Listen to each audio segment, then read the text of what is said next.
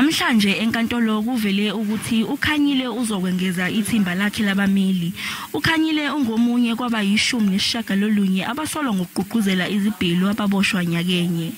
Ubhekene necala lokuphehla udweshu nokuphula imigomo ye-COVID-19 eyabe ivimba imihlangano ngesikhathi sokubheduka kwalesifo.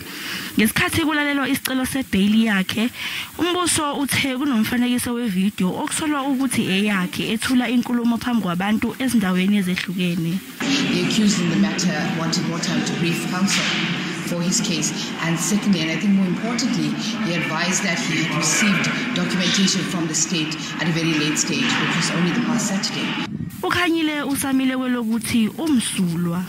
There's no video of me carrying a rice or burning a mall. There's no video there me instructing people and say, my sister, go and burn that mall.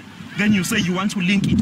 But also, let me remind you, this unrest was not because of uNkosi Khanyile. Any sane person, any normal person in his brain who would believe that this unrest is because of uNkosi Khanyile, there would have been something wrong about you.